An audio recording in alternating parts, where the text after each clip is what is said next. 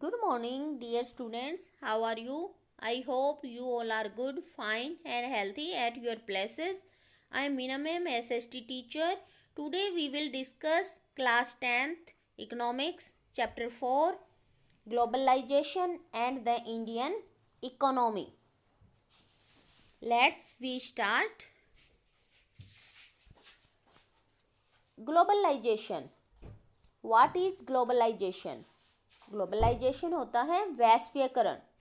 वैश्वीकरण क्या होता है कि एक से अधिक देशों का, एक से ज़्यादा, two and more countries relationship, जो भी संबंध उन देशों का होता है, दो या दो से अधिक देशों का आपस में जो भी संबंध है, उनका जो भी एकीकरण है, उसको हम ग्लोबलाइजेशन कहते हैं। तो बेटा आज हम इस चैप्टर के अंदर इसकी इंट्रोडक्शन करेंगे कि ग्लोबलाइजेशन क्या होता है। तो अब हम स्टार्ट करते हैं टॉपिक को। As consumers in today's world some of us have a wide choice of goods and services before us. आज के विश्व में उपभोक्ता के रूप में हमने बहुत सी गुड्स एंड सर्विसेज को देखा है। उसका हमारे पास विकल्प है, हमारे पास उसकी चॉइस है कि हम किसी भी ब्रांड की कोई भी चीज़ खरीद सकते हैं। The latest models of digital cameras, mobile phones and televisions made by the leading manufacturers of the world are within our reach. तो जो भी वर्ल्ड के जो भी मैन्युफैक्चरर, जो भी विनिर्माता हैं, उनके द्वारा जो डिजिटल कैमरास हैं, मोबाइल फ़ोन्स हैं एंड टेलीविजन्स, वो मॉडर्न मॉडल के साथ हमारे पास उपलब्ध हैं। हमारे पास उनकी चॉइस है कि हम कोई भी वो ब्रांड की चीज़ें खरीद सकते हैं। Every season new models of automobiles can be seen on Indian roads.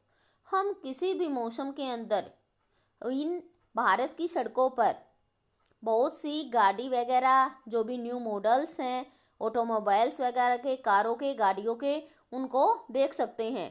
Gone are the days, वो दिन गए, when Ambassador and Fiat were the only cars on Indian roads. तो वो दिन गए जब ओनली एम्बेसडर और फिएट कारें ही यहाँ के भारतीय रोडों पर दिखाई देती थी। टुडे, आज, Indian are buying cars produced by nearly all the top companies in the world. आज के टाइम में जो भी भारतीय हैं वो खरीद रहे हैं अलग अलग जो भी टॉप कंपनीज हैं वर्ल्ड की, विश्व की जो टॉप कंपनीज हैं, उनसे वो कारें खरीद रहे हैं। A similar explosion of brands can be seen for many other goods. और यही ब्रांड हम अन्य वस्तुओं में भी देख सकते हैं। From shirts to televisions to produce fruit juice. Shirt से लेके, कमीज से लेके, कहाँ तक, फ्रूट जूस तक भी हम इन चीज़ों को के अंदर ब्रांड को देख सकते हैं। Such wide ranking choice of goods in our markets is a relatively recent phenomenon। हमारे बाज़ारों में जो वस्तुएं हैं उनके बहुत सारे विकल्प नवीन परिघटना के अंदर हैं। फिनोमेना होता है घटना, परिघटना। You wouldn't have found such a wide variety of goods in Indian markets even 2 decades back। तो दो दशक पहले भी आपको भारत के बाज़ारों में वस्तुओं की ऐसी वैरायटीज नहीं दिखाई देती थी।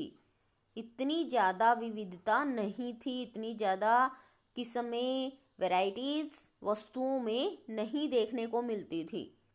इन ए मैटर ऑफ ईयर्स, कुछ ही वर्षों में, आवर मार्केट्स, हमारे बाज़ारों में, हैव बीन ट्रांसफॉर्म्ड, ये परिवर्तन दिखाई दे रहे हैं, ये परिवर्तन दिखाई दिए हैं। How do we understand this rapid transformations. तो हम इस तीव्र परिवर्तन को कैसे समझ सकते हैं? ये जो भी ट्रांसफॉर्मेशन आया है, जो भी परिवर्तन आया है, उसको हम कैसे समझ सकते हैं? What are the factors that are bringing about this change? ऐसे कौन से फैक्टर्स हैं, ऐसे कौन से कारक हैं जो इन परिवर्तन को ला रहे हैं, इन चेंजेस को ला रहे हैं? एंड और how are this change affecting the lives of the people? और ये परिवर्तन, ये चेंज लोगों के जीवन को किस प्रकार इफेक्ट कर रहे हैं, इफेक्ट डाल रहे हैं? We shall dwell on this questions in this chapter. इस लेसन के अंदर हम, इस चैप्टर में हम इन्हीं क्वेश्चनों पर डिस्कस करेंगे, इन्हीं क्वेश्चनों को जानने की कोशिश करेंगे। तो बेटा next, production cross countries. Production across countries, देश का देश के अंदर ही अंतर्देशीय उत्पादन।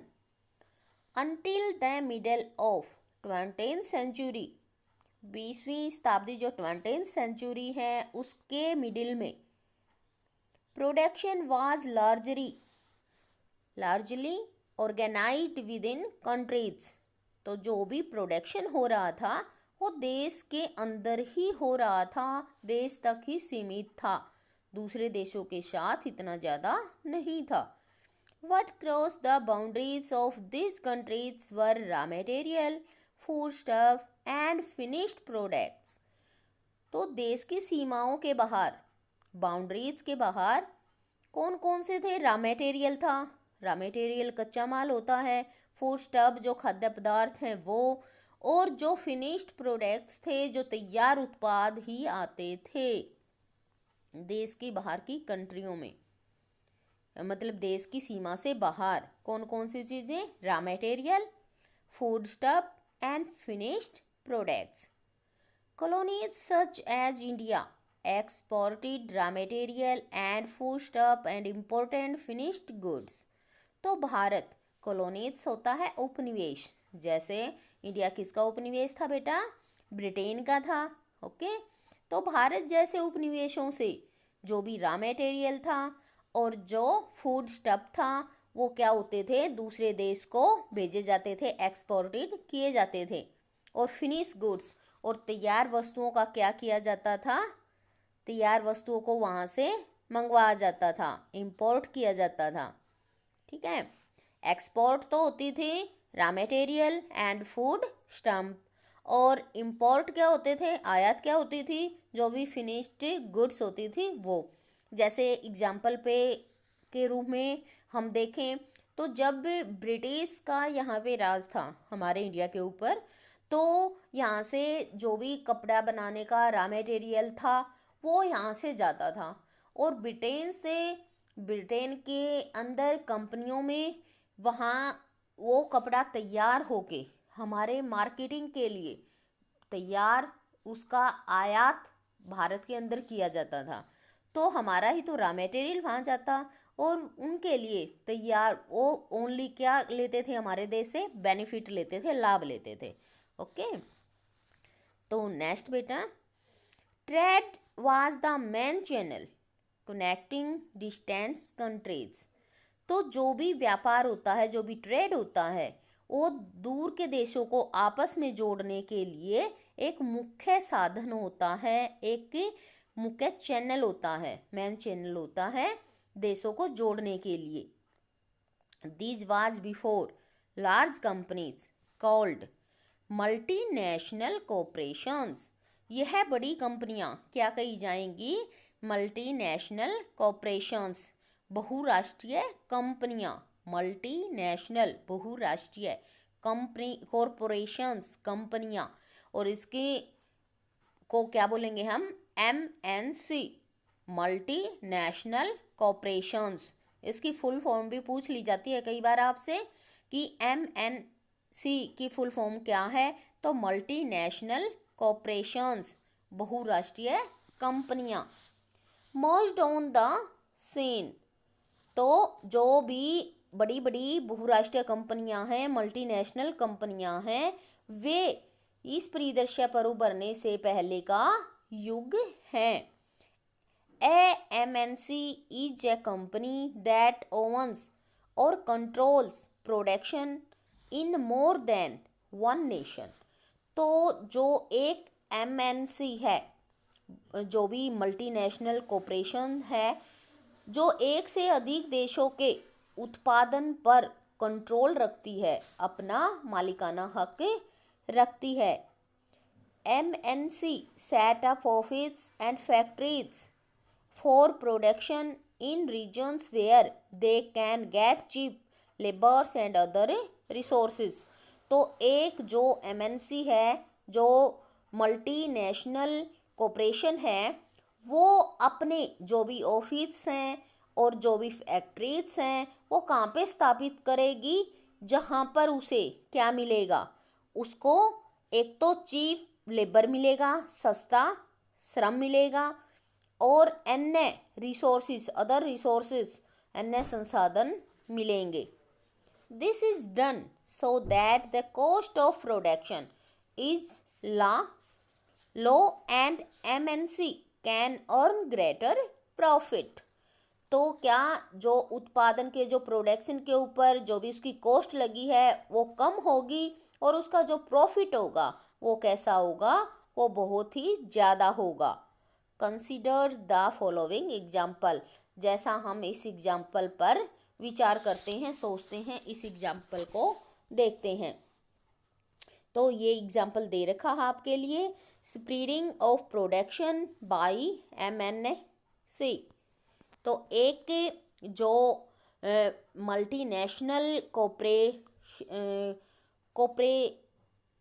कॉरपोरेशंस हैं, उसका एक विस्तार, स्प्रेडिंग, प्रोडक्शन का, उत्पादन का विस्तार।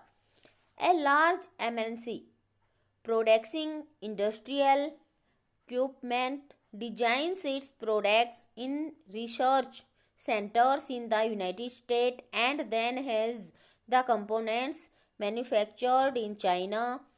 These are then shipped to Mexico and Eastern Europe, where the products are assembled and the finished products are sold all over the world.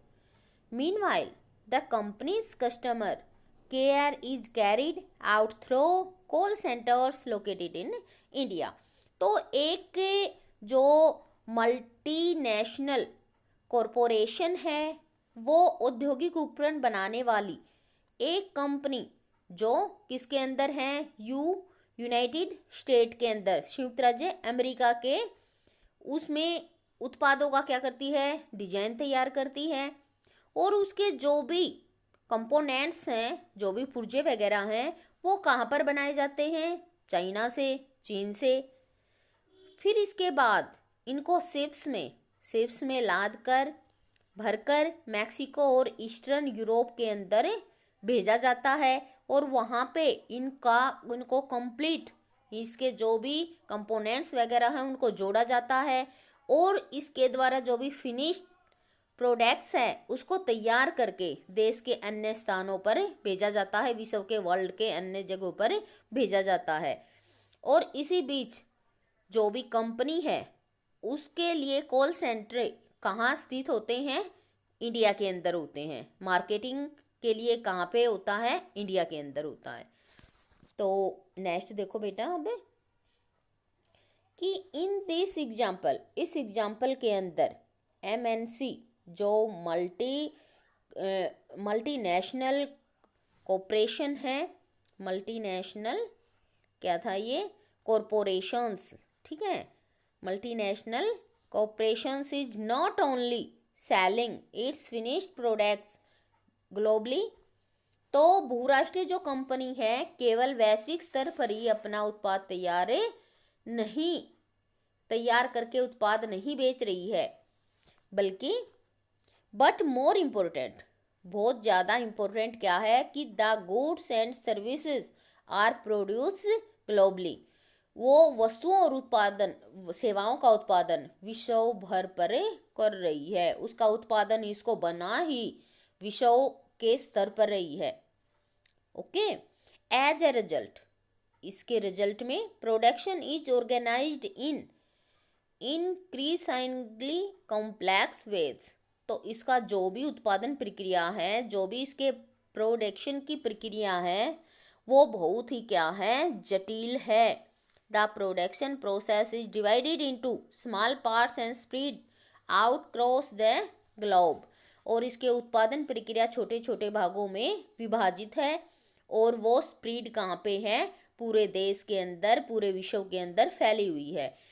In the above example, इस ऊपर दिए गए एग्जाम्पल में China provides the advantage of being a chief manufacturing location.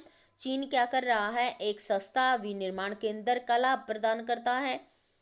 Okay, Mexico and Eastern Europe are useful for their closeness to the market in the US and Europe.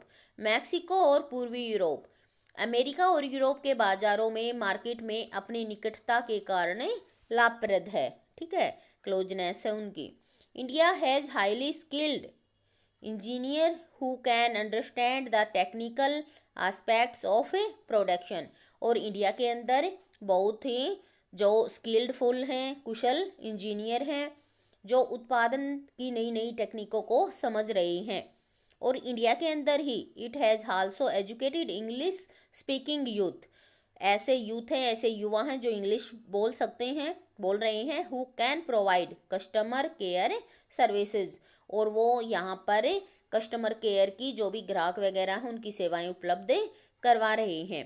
And all this probably can more 50 to 16% cost saving for the MNC।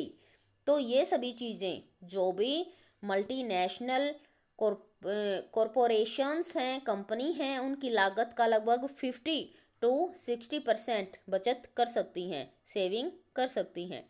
The advantage of spreading out production cross the border to the multinational can be truly immense. तो जो भी सीमाओं के पार जो भी multinational उत्पादन हुआ है, वो असीमित लाभ हो सकता है, जिसकी हम कल्पना भी नहीं कर सकते। इतना प्रॉफिट वो कंपनी कमा सकती है। ओके बेटा, तो आज हम यहाँ तक ही करेंगे। नेक्स्ट अपना जो भी टॉपिक है हम नेक्स्ट डे करेंगे। Okay, thank you.